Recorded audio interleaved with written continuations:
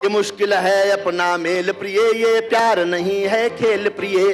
कोई हाल फिलहाल में आपने पॉलिटिक्स पे ऐसी कोई कविता लिखी, चुटकियां लेते हुए कुछ? जैसे योगी जी ने एंटी रोमियो स्कॉट लगाया, फिर मैंने कविता लिखी कि चाहत के समंदर में उतरने नहीं दूंगा, महबूब की गलियों से गुजरने नहीं दूंगा।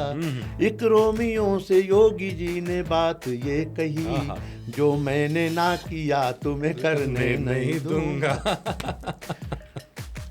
केजरीवाल जी आए, उनकी सरकार आई, मैंने फिर 4 पंक्तियां कही कि धरने पे बैठ बैठ के धनवंतरी हुए, वो आम आदमी के हृदय तंत्री हुए।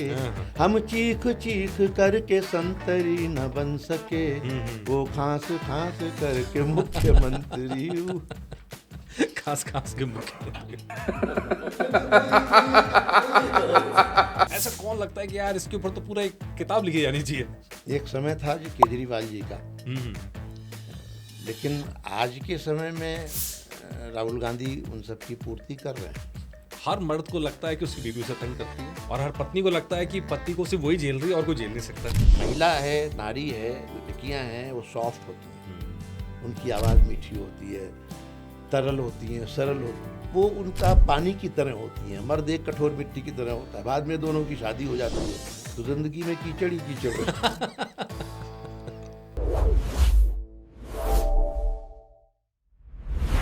हास्य कविता अगर हंसाती है तो व्यंग उस हंसी के बहाने नश्तर चुबो देता है। लेकिन बड़ी मजेदार चीज यह है कि हास्य कविता में हंसी जो है वो कॉमेडी के जो सिचुएशंस होते हैं, वो पल होते हैं, उनसे उत्पन्न होता है, और व्यंग जो है वो दर्द से उत्पन्न होता है। जब कवि के अंदर का दर्द जागता है तो वो हास्य कविता में व्यंग का रूप लेके उभरता है। और हास्य की बात करें चाहे व्यंग की बात करें, उसके महारथी हमारे साथ आज हमारे स्टूडियो में मौजूद हैं। डॉक्टर सुनील जोगी जी, आपका स्टूडियो में बहुत बहुत स्वागत है। धन्यवाद जी। डॉक्टर सुनील जोगी जी को जानना हो तो उनकी कविताएं अगर आप गिन लेंगे तो आपको वहीं से उनका अंदाजा लग जाएगा। ये मुश्किल है अपना मेल प्रिय, ये प्यार नहीं है खेल प्रिय। पद्मश्री से सम्मानित हैं, यश भारती सम्मान मिला हुआ है। इसके अलावा कविता के सशक्त हस्ताक्षर हैं। सिर्फ कविता के नहीं, बुक्स की सेंचुरी लगा चुके हैं, कई फिल्मों में गाने आ चुके हैं। ये सारी चीज़ें एक ही नाम की तरफ इशारा करती हैं, जोगी जी की तरफ। कविताओं पे आते हैं, लेकिन सबसे पहले किताबों पे शुरू करते हैं कि ये क्या है। मतलब एक तरफ आप ऐसी कविता करते हैं लोग हंस हंस के पागल हो जाते हैं, फिर ऐसी कविता भी लिखते हैं कि मोटिवेशन उनका जागृत हो जाए। ये ईश्वर का दिया हुआ हुनर है। किसी की 4 दिन की जिंदगी 100 काम करती है, किसी की 100 बरस की जिंदगी से कुछ नहीं होता। तो कुछ लोग बहुत थोड़े दिन में ज़्यादा काम करते हैं। आप सचिन तेंदुलकर को देखो, क्रिकेट का भगवान कहा जाता है उनको। भारत रत्न है छोटी सी उम्र में। और कितने लोग ऐसे हैं जो पूरी ज़िंदगी खेलते रहे तो बस खेलते ही रहे। तो मैं कुछ अलग अलग काम करता हूँ और मोनोटोनस भी नहीं होना चाहता। थोड़े दिन मैं बच्चों की किताबें लिखी तो मुझे लगा कि बड़ों की यूथ को कुछ लिखना चाहिए, तो मैंने प्रेम के गीत लिखे, गज़लें लिखी। मुश्किल है अपना मेल प्रिय, ये प्यार नहीं है खेल प्रिय। ये तो ऐसी वायरल है, मतलब अगर सिर्फ इस कविता का जिक्र कर दें तो लोग सीधा सीधा जान जाएंगे किसने कही है। और ये अनुराग कश्यप की फिल्म है मुक्काबाज, उसका टाइटल सॉन्ग भी है। तो यूथ के लिए लिखा। उसके बाद मुझे लगा कि बॉलीवुड लिखना चाहिए, तो ठाकरे का टाइटल सॉन्ग भी मैंने लिखा। गज़लें लिखी, पंकज उदास जी, जगजीत सिंह साहब ने गाई। बॉलीवुड के बहुत सारे गाने गाए। फिर मुझे लगा कि इसकी आगे जो उम्र के लोग हैं वो भी मुझे पढ़ें, उनके लिए भी कुछ मुझे करना चाहिए। तो उनके लिए भी मैंने लिखा, भजन लिखे, आध्यात्मिक किताबें लिखी। फिर मुझे लगा कि मोटिवेशन का कुछ होना चाहिए, कि मैं कुछ लिखूं उससे लोग मोटिवेट हों, उनको प्रेरणा मिले। तो मैंने मोटिवेशन की किताबें लिखी। तो अलग अलग प्रयोग करता रहता हूँ। मुझे लगता है कि मैं एक ऐसा कवि हूँ जो सुना भी जाता है भीड़ में, गाया भी जाता है, बहुत सारे गायकों ने गाया है, पढ़ाया भी जाता है। बहुत सारे पाठ्यक्रमों में मेरे कुछ न कुछ अंश किताबों के पढ़ाए जाते हैं। और बच्चे से लेके और बुज़ुर्ग तक हर वर्ग के लिए मेरी कविताएं हैं, मेरी किताबें हैं। मतलब आप ऐसे बल्लेबाज हैं जो नंबर 1 से लेकर नंबर 10 तक कहीं भी बैटिंग कर लेते हैं। हाँ, लोग मुझे कहते हैं मनीष की मैं अकेला ही कवि सम्मेलन हूँ। अगर मैं मंच पे आऊँ तो मैं वीरस भी सुना सकता हूँ, मैं हंसा भी सकता हूँ, मैं गज़लें भी सुना सकता हूँ, मैं श्रृंगार भी सुना सकता हूँ, मैं आध्यात्म भी सुना सकता हूँ, मैं संदेश देने वाली बेटियों पर, पिता पर वो कविताएं भी सुना सकता हूँ। बोले इतने सारे फ्लेवर्स किसी कवि में मंच के होते नहीं हैं। तो मैं बिल्कुल पोइट्री के कलर्स जो होते हैं इंद्रधनुष की तरह, वो पूरे सारे कलर्स मेरी कविता में मिल जाएंगे। मुश्किल है अपना मेल प्रिय, इसी पे आते हैं सबसे पहले। ये सबसे मशहूर कविता, मतलब मशहूर तो आप छोड़ दिए, शब्द छोटा है, मतलब बहुत छोटा शब्द है। आजकल वायरल शब्द चलता है, वायरल भी आप छोड़ दिए, बहुत छोटा शब्द है। ये तो कुछ ऐसा है कि मतलब अपने आप में कल्ट हो जाए, कल्ट क्लासिक हो जाए, उसके ऊपर न जाने कितने लोगों ने अपनी अपनी बहुत सारे उसके वर्जन बहुत लोगों ने लिखे अलग अलग तरह से। जब भी कोई राजनीतिक घटना घटती है, सरकार बदलती है, वो कोई ना कोई उस पर लिख डालता है। जी, मैं वो नहीं लिखता, लोग समझते हैं मैं लिख रहा हूँ। हाँ, वो मेरे अलावा भी जो लोग लिखते हैं उस पर वो भी वायरल हो जाता है। वो भी वायरल हो जाता है। तो तो अगर इस सबसे पहले इसी कविता की बात करें, जब लिखी थी आपने, तो हर जो साहित्यकार होता है, कलाकार होता है, उसका अपना एक मतलब उसके पीछे एक बैकग्राउंड होती है। जी। तो इसके पीछे बैकग्राउंड क्या थी? क्या ये आपका कोई दर्द रहा है ऐसा? नहीं नहीं, मेरा वो दर्द नहीं था, लेकिन मुझे अक्सर कॉलेजेस के कार्यक्रम करता था मैं, IIT BIT IIIT, तो मुझे बहुत यूथ मिलते थे जो टूटे हुए दिल के होते थे। किसी का कोई अफेयर है, वो टूट गया, ब्रेकअप होते ही है, आजकल का ज़माना ऐसा ही है। तो मुझे लगता था कि यार इनका मेल क्यों नहीं हो पाता। फिर मैंने सोचा कि ये अटल जी का भी प्रेम रहा होगा, शादी नहीं हुई, राहुल गांधी की भी शादी नहीं हुई, तो लोग प्रेम तो करते ही होंगे, प्रेम के बाद भी शादियां नहीं होती हैं, क्या कारण रहते होंगे? कुछ ना कुछ डिफरेंसेस रहते होंगे भाई, विचार नहीं मिलते होंगे, या उनकी हैसियत आपस में नहीं मिलती होगी, अमीरी गरीबी का कुछ। फिर मुझे लगा कि ये बहुत कॉमन सा होगा, इससे ह्यूमर निकालते हैं कि क्या क्या डिफरेंसेस हो सकते हैं उनमें, अंतर क्या हो सकता है, शादी ना होने के पीछे कारण क्या हो सकते हैं। तो वो मैंने डिफरेंस खोजने शुरू किए, तो वो ह्यूमर में खोजे मैंने। तुम नई विदेशी मिक्सी हो, मैं पत्थर का सिलबट्टा हूँ, तुम AK-47 जैसी, मैं तो एक देसी कट्टा हूँ। तो क्या है ना कि जो प्रेमी है वो अपने आप को बड़ा निरीह है कि भाई तुम तो बहुत महान हो, तुम तो बड़ी अमीर हो, मैं तो बेचारा पेड़ के नीचे रहने वाला आदमी हूँ। तो उससे मैंने ह्यूमर क्रिएट किया। सिर्फ ह्यूमर ही क्रिएट नहीं किया, इस कविता के वायरल होने में या लोगों के मन तक पहुंचने में एक बहुत बड़ी वजह यह है कि जो मेल्स का गिल्ट है, मतलब वो जिन परीक्षाओं से होके गुजरते हैं, आमतौर पे महिलाओं की बात सब करते हैं, लेकिन मेल का जो पेन है वो आमतौर पे अनछुआ रह जाता है, और इस कविता ने उसको छू दिया, हिला के रख दिया, झकझोर दिया। और उसके बाद मैंने खुद भी 2-3 अलग अलग वर्जन लिखे कि उसके बाद के और संबोधन क्या हो सकते हैं। नए ज़माने में जो नई चीज़ें आ गई, यूथ की, पिज़्ज़ा, बर्गर, टपरी चाय, ये सब और भी डाले मैंने, लेकिन फिर वो उसके आगे कुछ गया नहीं। तो मैंने कहा भी इसको और प्रयोग नहीं करना चाहिए, जो लोगों को स्वीकार कल्ट हो चुका है, वो जो पसंद है उसी को चलने दो। बॉलीवुड के अंदर हम कहते हैं कि कई सारी फिल्में होती हैं जो कल्ट हो जाती हैं, मतलब अपने टाइम पे चले ना चले वो एक अलग इशू रहता है, लेकिन जब बन के निकलते हैं सिनेमाघरों में तो उसके बाद वो जनरेशन से याद रखती हैं, मतलब अगली जनरेशन भी आगे देखती है। और आपकी इस कविता के साथ ऐसा ही कि जनरेशन वाइज जनरेशन चल रही है कविता। ये यूनिवर्सल, सबको अपनी कहानी लगती है। ऐसा लगता है कि ऐसा तो मेरे साथ भी लगता है, प्रेम तो सबको हुआ होता है ना कहीं ना कहीं।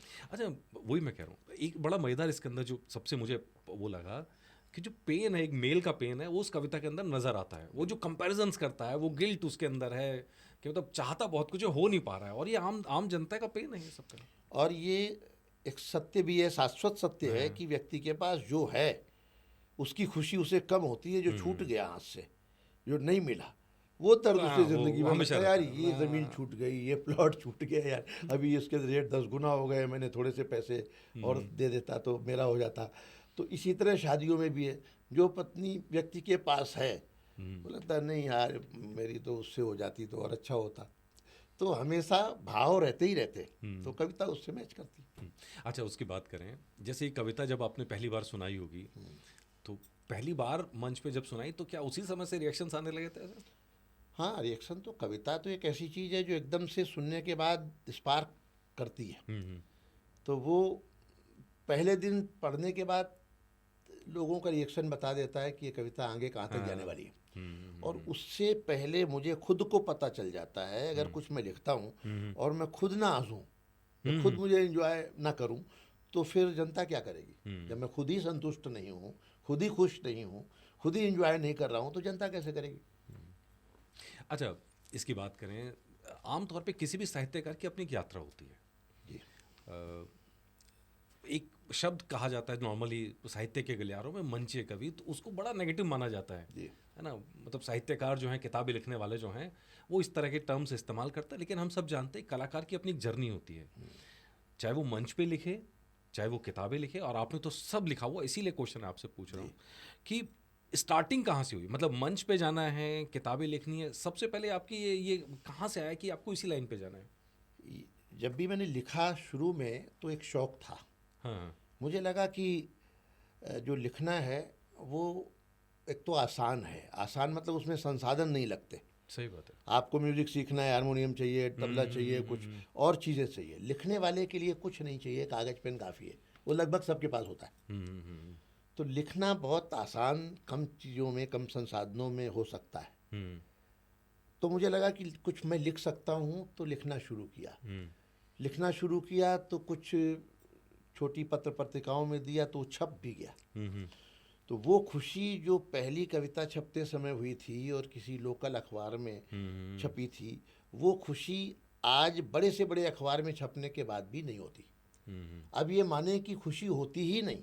अच्छा। अब तो केवल सूचना मिलती है। जो पहली किताब आई थी तो मैं 2-3-4 दिन तो मैं साथ में ही, मतलब सीने से जैसे बच्चे को चिपका के रखते हैं उस तरह लेके मैं रखता था, सबको दिखाता था भाई सब ये मेरी किताब आई।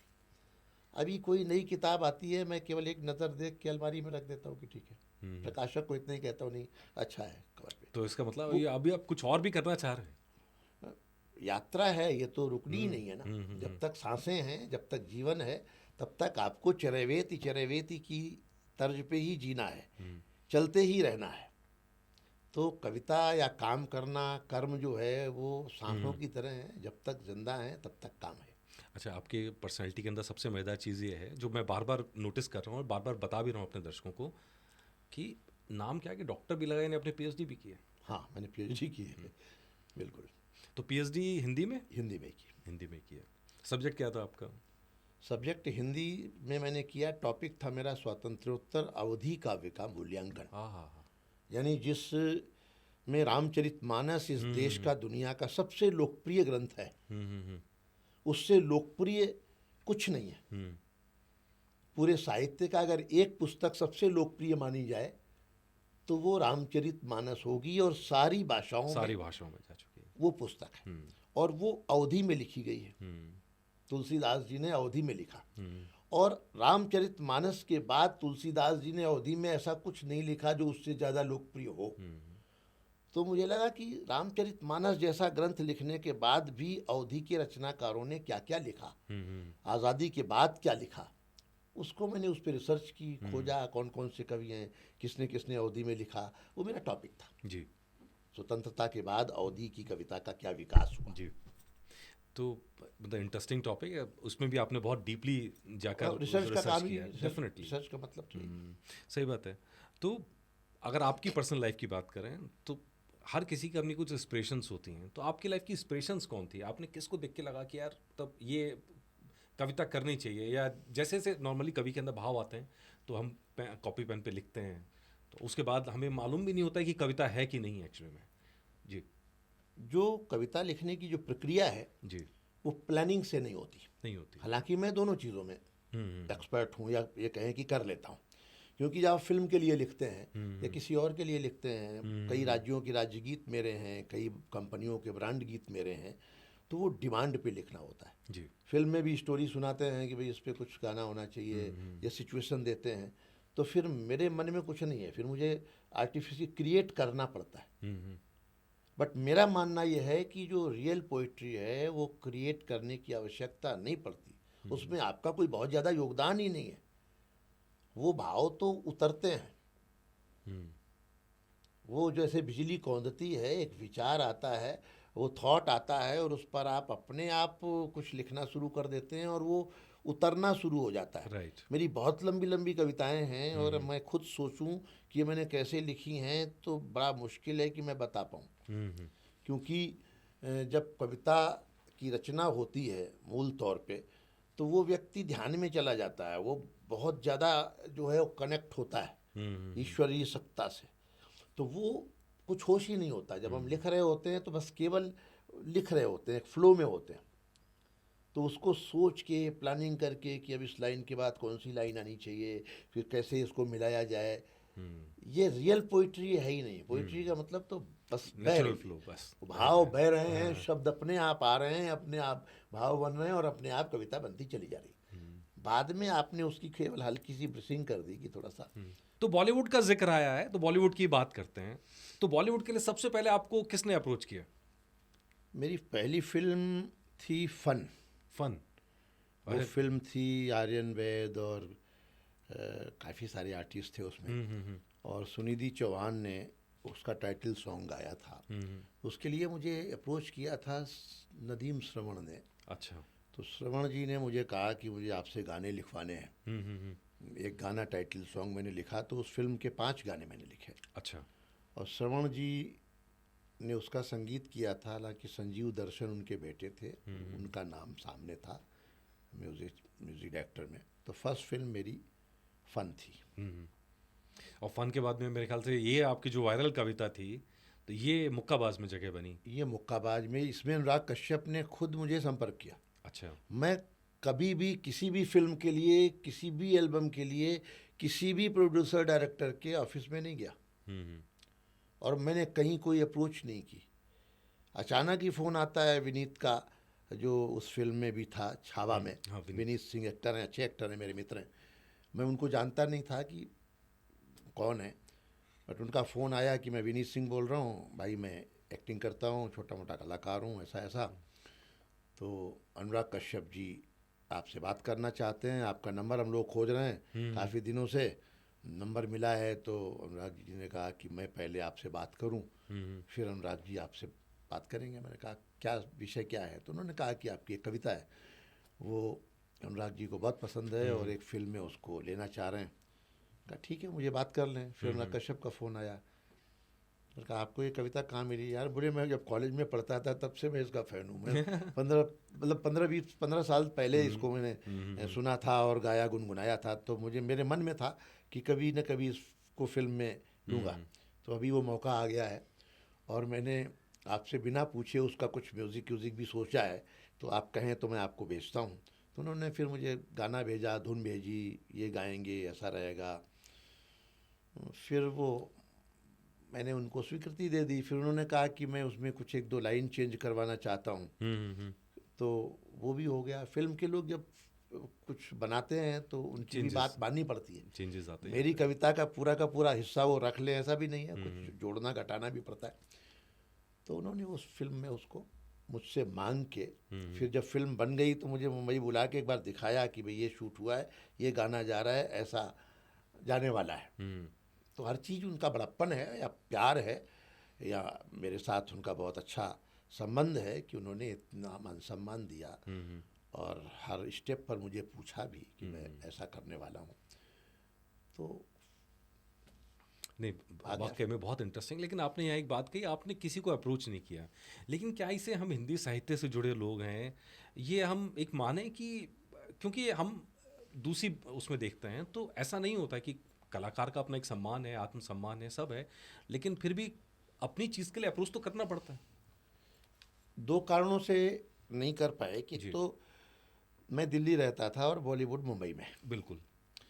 दूसरा, मैं काफ़ी व्यस्त उस समय में भी था, मैं पार्लियामेंट में था, जॉब में था, और साथ में कवि सम्मेलन का मैं काफ़ी व्यस्त कवि पहले भी था और आज भी हूँ।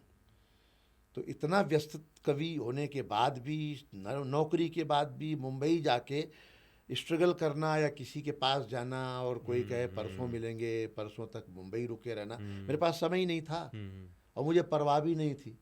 ऐसा ही नहीं था कि फिल्म में गाना नहीं आएगा तो कोई बहुत बड़ा नुकसान हो जाएगा। मैं कुछ अलग किस्म का आदमी हूँ। मैं बहुत ज़्यादा हानि लाभ गणित जोड़ के काम नहीं करता। कलाकार करते मैं जुनूनी आदमी हूँ। मैं अपनी धुन में अपना काम करता हूँ। किसी को अच्छा लगता है बहुत अच्छी बात है, नहीं अच्छा लगता है तो भी मेरे ऊपर कुछ फ़र्क पड़ेगा ऐसा नहीं है। मैं क्रिएटर हूँ, काम करता हूँ बस। चलिए, अभी बॉलीवुड की चर्चा चल रही है, बॉलीवुड में चर्चा करते हैं। अभी जो सबसे धुरंधर फिल्म है, मतलब कलेक्शन के वाइज में आप देखेंगे वहाँ पे भी यही रचना धर्मिता है कि मेरे को फ़र्क नहीं पड़ता दूसरे क्या सोच रहे हैं। उन्होंने अपनी एक फिल्म बनाई और जनता ने उसे ऐसा हाथों हाथ लिया, 1300 करोड़ फर्स्ट पार्ट और सेकंड पार्ट, सारा रिकॉर्ड तोड़ रहा है। अरे ये जो है एक्टर है विनोद जी का बेटा, क्या नाम ये, रणवीर है वहाँ पे। ये नहीं, विनोद खन्ना का बेटा जो हाँ, है, अक्षय खन्ना। अक्षय खन्ना जी, वो तो एकदम से ऐसा चमक के आया है ना, क्योंकि विनोद खन्ना जी के साथ मेरे संपर्क थे और हम लोग बैठते थे और काफ़ी वो कविता प्रेमी थे। अक्षय से तो मेरी मुलाकात नहीं, लेकिन मुझे लगा कि अचानक उसका नाम था ही नहीं, मार्केट से बाहर हो गया था एकदम एकदम एकदम। और सोचा भी नहीं था कि इतना ज़्यादा एकदम से उसने सारे लोगों को पीछे छोड़ दिया। तो सारे कलाकारों ने अच्छा काम किया, बहुत अच्छा काम किया। और अगली उसका पार्ट 2 भी आ रहा है। तो मैं तो धुरंधर की टीम को बधाई देता हूँ कि आप धुरंधर हैं, धुरंधर थे और धुरंधर ही रहेंगे। अगर कमबैक की चर्चा करें, जिस कमबैक की आप बात कर रहे हैं, तो 3 ही कमबैक नज़र आते हैं अभी हाल फिलहाल के दिनों में। एक अक्षय खन्ना का कमबैक नज़र आता है, एक बॉबी देओल का कमबैक नज़र आता है जहां उन्होंने मुंह बंद था और सर पे ग्लास रख के नाचे और ऐसा नाचे कि दुनिया पागल हो गई। अरे और तीसरा सनी देओल का कमबैक नज़र आता है। बॉबी ने भी कमाल ही किया। वेब सीरीज से, एक आश्रम से, जो एक्टिंग आश्रम में आपने शायद देखी होगी, आश्रम में जो उन्होंने काम किया है वो बहुत ही लाजवाब काम है। बहुत लाजवाब है। और उसके बाद अब करें तो हम बात आती है सनी देओल की। हम एक डाटा हमने तैयार किया था कोविड के बाद की, तो उसके अंदर अभी पिछले दशक तक जो एकदम रेस से बाहर थे, अब उस रेस में सलमान खान से भी ऊपर हैं, आमिर खान से भी ऊपर हैं, सनी देओल 6ठे नंबर पर लिस्ट में आ रहे हैं कलेक्शन वाइज की हम बात कर रहे हैं। तो ये हाल, क्योंकि एकदम से कोई चीज़ लोग भूल जाएं, फिर कुछ अचानक आए और वो लोग उसको एकदम से हाथों हाथ लेते हैं, तो वो एक बहुत ब्लास्टिंग है, बहुत अलग अनुभव है। जी, चलिए इससे आगे बढ़ते हैं। अब सीधा सीधा हम पॉलिटिक्स के ऊपर चलते हैं अब आगे की तरफ। तो आज के टाइम में जब पॉलिटिक्स की हम चीज़ें देखते हैं, क्योंकि आपकी बहुत सारी कविताएं आती हैं जो पॉलिटिक्स जिसका विषय रहता है, क्योंकि आप अगर बात करें तो चेतना आपके अंदर है, चाहे सामाजिक मुद्दे हों चाहे राजनीतिक मुद्दे हों, वो चेतना आपके अंदर नज़र आती है, आपकी कविताओं में भी खूब नज़र आती है, अंतर्राष्ट्रीय मुद्दे भी खूब नज़र आते हैं, एक कलाकार की टिप्पणी हर जगह रहती है आपकी। तो आज की राजनीति के अंदर पहले तो ये कि आपको सबसे कॉमिक कैरेक्टर कौन सा लगता है ऐसे कवि के तौर पर जब आप देखते हैं? आज की राजनीति में या अभी आज की राजनीति जो आसपास हमारे चेहरे हैं, लोकप्रिय चेहरे हैं, उनमें ऐसा कौन लगता है कि यार इसके ऊपर तो पूरा एक किताब लिखी जानी चाहिए? एक समय था जी केजरीवाल जी का, लेकिन आज के समय में राहुल गांधी उन सब की पूर्ति कर रहे हैं। आगे कौन आएगा मालूम नहीं, लेकिन फिलहाल व्यक्तिगत तौर पे मैं मानता हूँ कि राहुल जी की जैसी छवि है जनता में या बनाई गई है, वो वैसे नहीं है। राहुल जी अच्छे पढ़े लिखे व्यक्ति हैं, समझदार हैं और हार्वर्ड में भी जाके भाषण देते हैं, छोटी बात नहीं है ये। और दूसरे देशों में भी उनके चाहने वाले हैं। वो अमेरिका जाते हैं तो एक बड़ा कारवां उनके साथ होता है, टीम होती है, लेकिन उनकी जो छवि है और जिस तरह की वो बातें करते हैं वो बहुत हास्यास्पद है। उनकी बातों में कभी गंभीरता नज़र नहीं आती, बट हैं वो गंभीर, बस उसे वो अभिव्यक्त नहीं कर पाते कि मैं राजनीति के लिए, एक लीडर बनने के लिए मैं फिट हूँ, ये जनता के दिमाग तक नहीं पहुँचा पा रहे। वो डिलीवरी का प्रॉब्लम है। उनमें खुद में कोई प्रॉब्लम हो ऐसा मैं नहीं मानता, वो समझदार आदमी हैं, लेकिन बस ये है कि पहुँच नहीं पाते, बस बातें गड़बड़ हो जाती तो फिर बतंगड़ बन जाता है बस। जी। तो कोई हाल फिलहाल में आपने पॉलिटिक्स पे ऐसी कोई कविता लिखी, चुटकियाँ लेते हुए कुछ?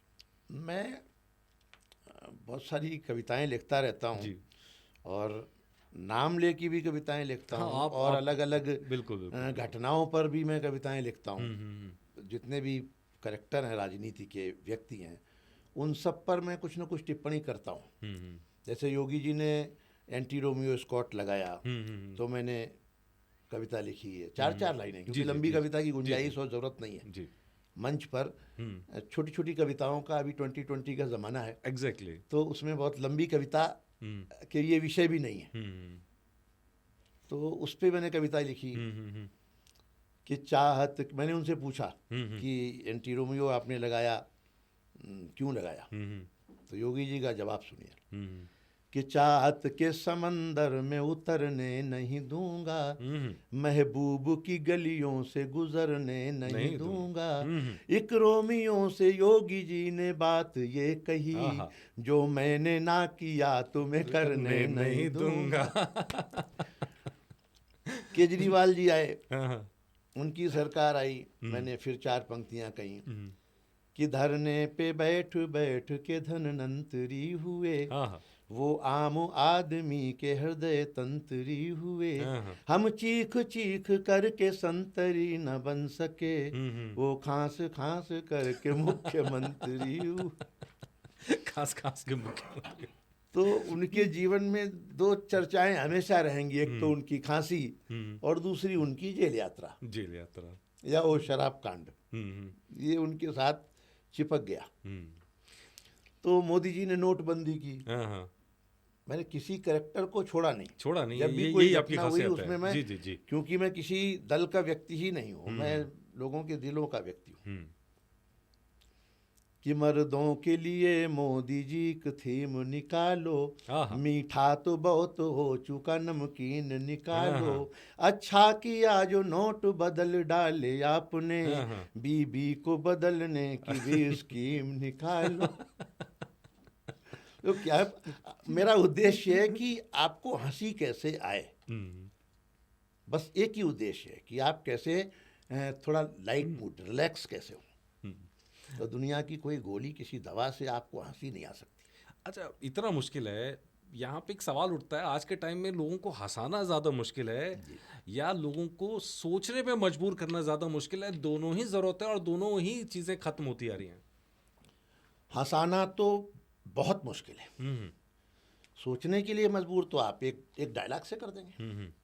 सोचने के लिए मजबूर के लिए तो दुनिया भर के अखबार, समाचार, न्यूज़ सब चल ही रहा है। मीडिया सोचने के लिए ही विवश कर रहा है।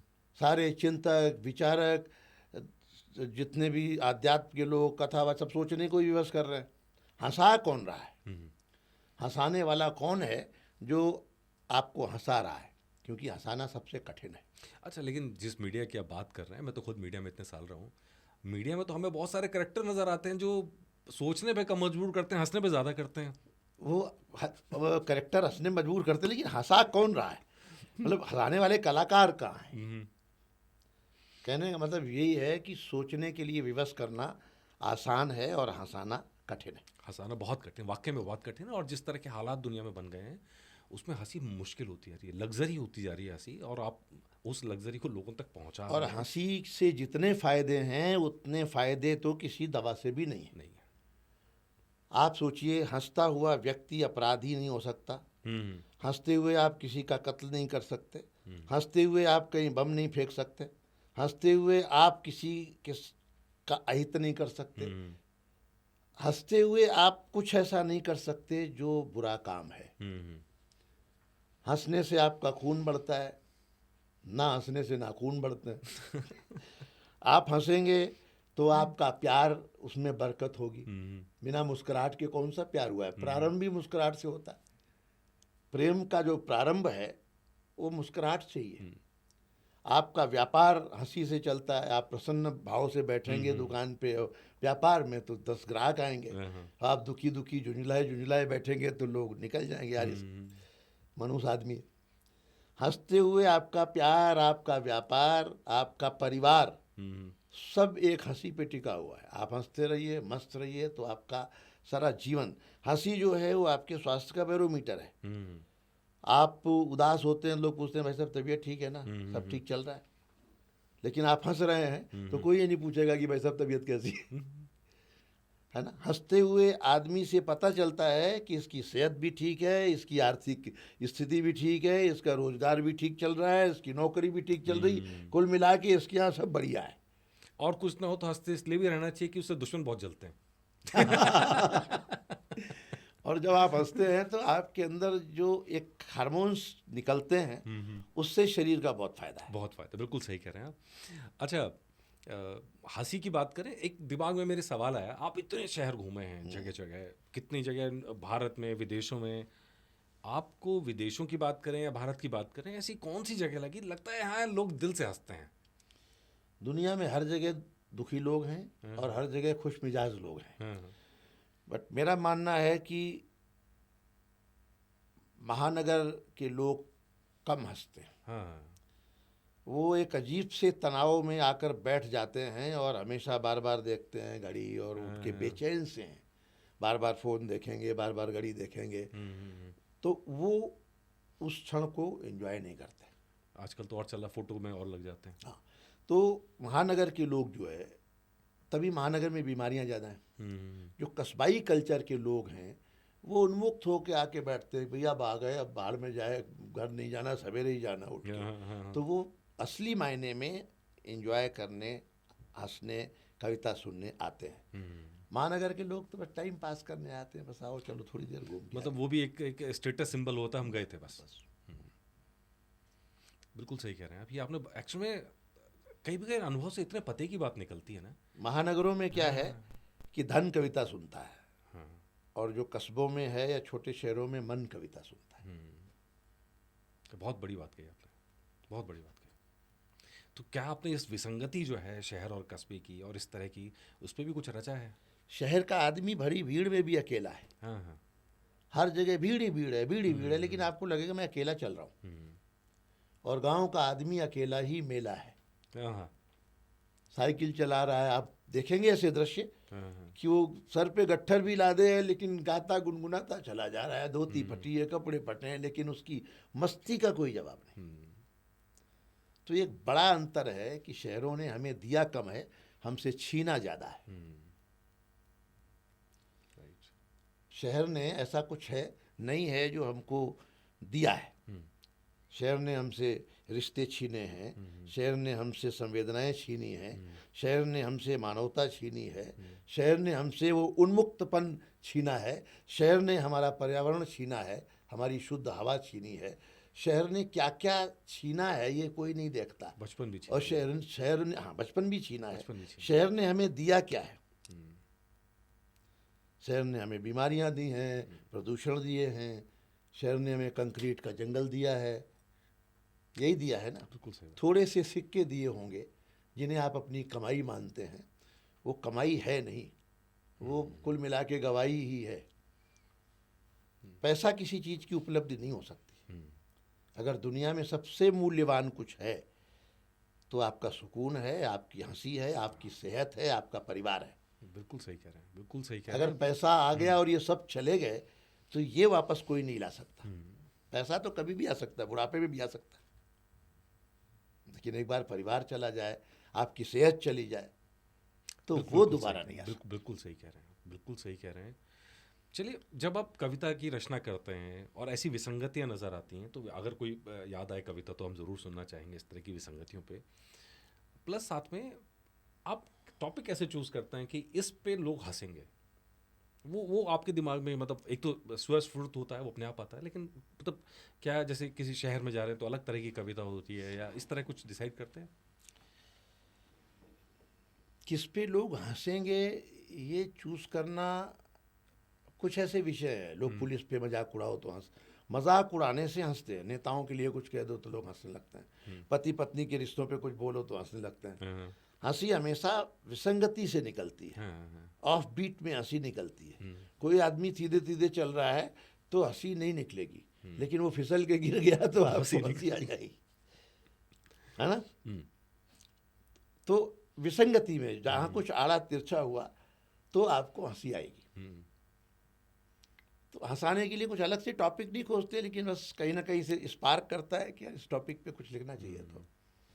तो पति पत्नी वाली बात पे आते हैं। ये एक कॉमन टॉपिक है, हर मर्द को लगता है कि उसकी बीवी उसे तंग करती है। जी। आपने तो बहुत कविता लिखी है और बहुत लोगों को हंसाया इस मुद्दे पे।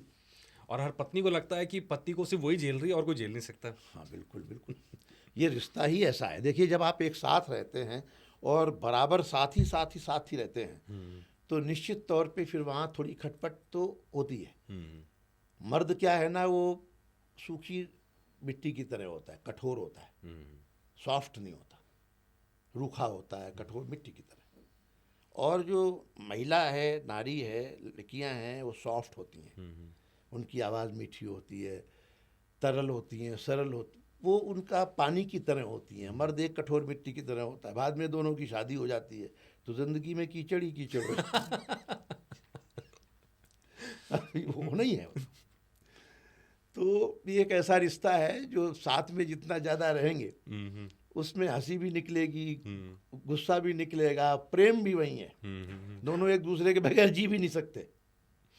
एक ऐसा रिश्ता है कि रात दिन लड़ेंगे तो भी अलग नहीं हो सकते, और अलग भी हो जाएंगे तो भी अलग होके जीना बड़ा मुश्किल है। सही बात है।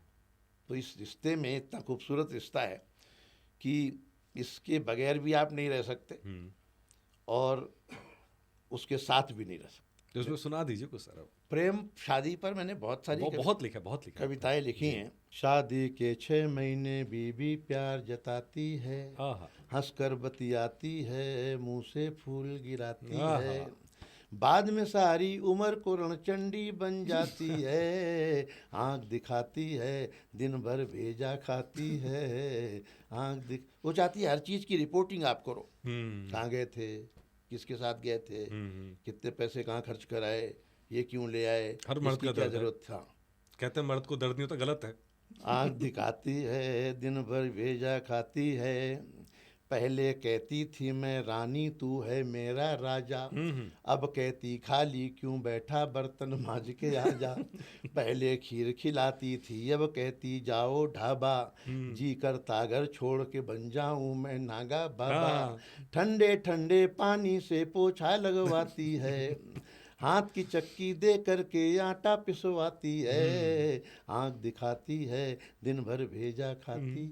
ये शादीशुदा आदमी की परेशानियां हैं, मुश्किल है। तो लेकिन यहाँ सवाल, क्योंकि आप मंच पे होते हैं, लोग पूछ नहीं पाते, हम आपसे पूछ सकते हैं, तो आपने भी ये झाड़ू पोछा किया? मैंने नहीं किया क्योंकि मेरी और ये भी सच है कि जिन लोगों ने किया होता है वो भी कभी बाइक पर स्वीकार नहीं करते। हालांकि कोरोना में सबने किया है, सबने किया है। कोरोना में सबने जो है, पत्नियां कहती थी कि तुमने तो मुझे नौकरानी बना दिया। पति कहता था क्या बकवास कर रही हो, नौकरानी, घर में झाड़ू पोछा मैं कर रहा हूँ, बर्तन मैं धो रहा हूँ, पूरा दिन सारा काम, खाना मैं बना रहा हूँ, नौकर की तरह काम मैंने किया, तो तुम नौकरानी कैसे? बोले नौकर की बीवी नौकरानी तो उनके अपने तर्क हैं। लेकिन मेरी पत्नी तो अच्छी है, बहुत अच्छी है, पढ़ी लिखी है, उन्होंने केमिस्ट्री में डॉक्टरेट की है, मैंने हिंदी में की है, और मुझे कम से कम ऐसी स्थितियाँ नहीं देखनी पड़ती। मैं सौभाग्यशाली हूँ इस मामले में। लेकिन कविता तो दूसरों को देखकर, कविता तो विसंगति पे आती है, जरूरी नहीं कि खुद का भोगा हुआ सत्य हो, और जब आपको ह्यूमर क्रिएट करना हो तब तो फिर आपको ऑफ बीट ही लिखना पड़ेगा। नहीं, और दूसरा एक चीज़ और मैं जानना चाह रहा हूँ, मेल वाला एंगल तो चलिए हम मेल है, फील कर लिया दर्द, क्या आपने ऐसा फीमेल के एंगल से भी कविता लिखी है इसमें? हाँ, बहुत ज़्यादा नहीं लिखी उस एंगल से मैंने जी।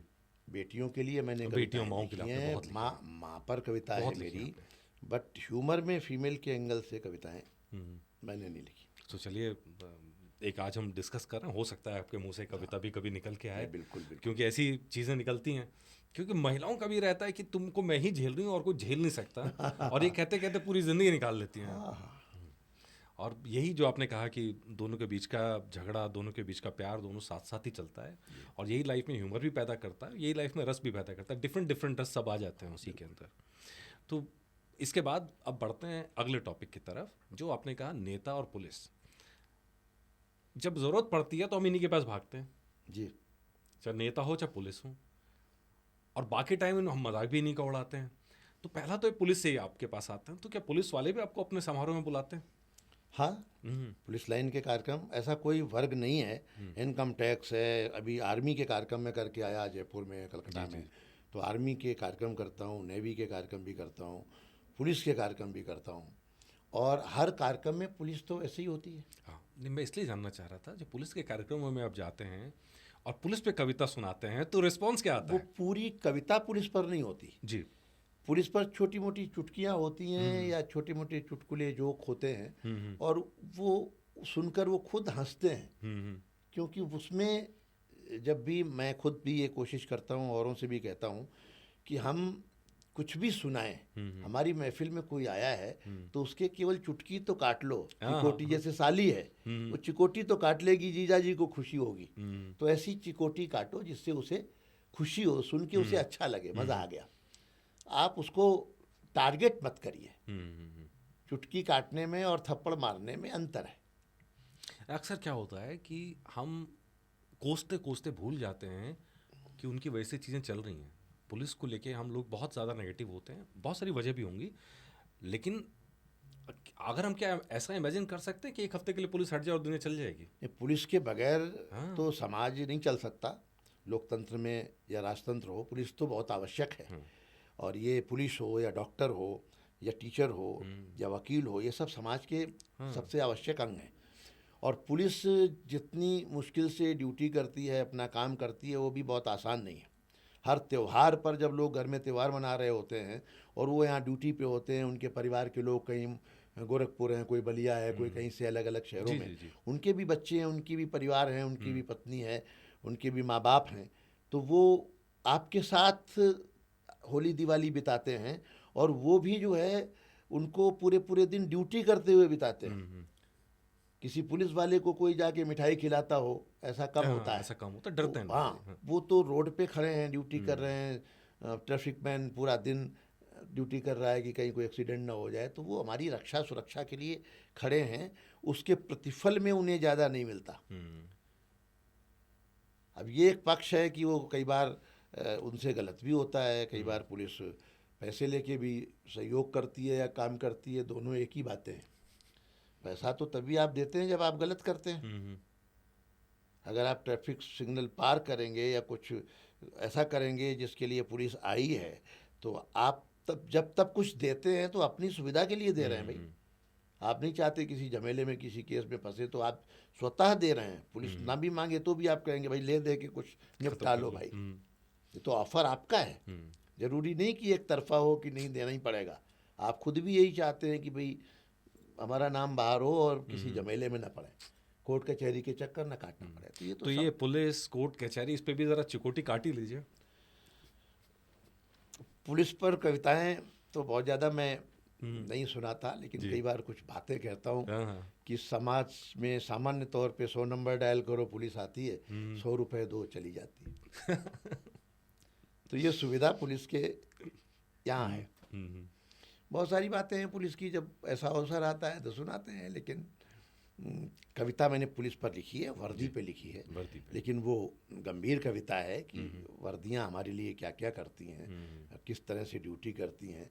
वो कविता उसमें हास्य नहीं है। हास्य नहीं है। ये आपकी सबसे खास बात है कि आपकी कविता में हास्य भी आता है, व्यंग भी आता है और बहुत सारे इमोशन भी आते हैं। इमोशन में वर्दी के दर्द की कविता होती है, तो फिर वर्दी के दर्द को लोगों ने को बताया।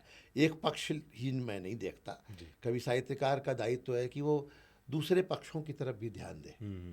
उसका महत्व क्या है, समाज के लिए योगदान क्या है, उसकी ज़रूरत कितनी है और वो कितने समर्पण के साथ काम करते हैं, उसको भी हमें देखना होगा। सारे पुलिस वाले भ्रष्ट नहीं होते, पूरी पुलिस खराब नहीं होती, पूरे डॉक्टर खराब नहीं होते, और हर प्रोफेशन में कुछ ना कुछ खराब लोग हैं। जो विसंगतियाँ होती हैं वही टॉपिक बनती हैं। वो टॉपिक बनती हैं। ये अलग बात है कि हम लोगों को हंसाने के लिए थोड़ा सा उनकी चुटकी काट लें या मजाक उड़ा लें, लेकिन सब कुछ वही सत्य नहीं है। वो तो उस समय को केवल आनंद में बदलने के लिए एक बहाना है कि लोग हंसेंगे कैसे। अगर हम पुलिस छोड़ दें, नेता छोड़ दें, महंगाई छोड़ दें, गरीबी छोड़ दें और चीज़ें छोड़ दें, पत्नी छोड़ दें, तो लोग हंसेंगे कैसे फिर? तो अभी सबसे ज़्यादा इन क्या है, सबसे ज़्यादा फैशन में क्या अभी राइट नाउ, अभी के दौर में? पॉलिटिक्स और एक प्रेम पत्नी, वो एक ट्रेंड में यही है। पॉलिटिक्स तो हमेशा रहती है। तो अभी जब आप कविता सुनाते हैं तो पॉलिटिक्स पे, तो कौन सा कैरेक्टर है इसके ऊपर लोग सबसे ज़्यादा हंसते हैं? आज की डेट में राहुल गांधी। तो कुछ लिखा आपने? प्रभु जी किसी को ये स्यापा न देना कि अंडी तिवारी सा पापा न देना, जवानी न दे देना राहुल के जैसी, और अडवाणी जैसा बुढ़ापा न देना। सबको लपेट लिया। तो सच्चाई तो यही है। तो राहुल जी पर लोग बहुत मजाक उड़ाते हैं, कविताएं भी होती हैं और खूब लोग हंसते हैं। तो तो एक वो पूरा सेट कर दिया गया है, मतलब मेरे ख्याल से 2014 में आने के बाद में सबसे पहला काम यही करा। नहीं, उससे पहले राहुल जी से पहले केजरीवाल जी थे जी। पूरा दायित्व तो उन्होंने संभाला हुआ था।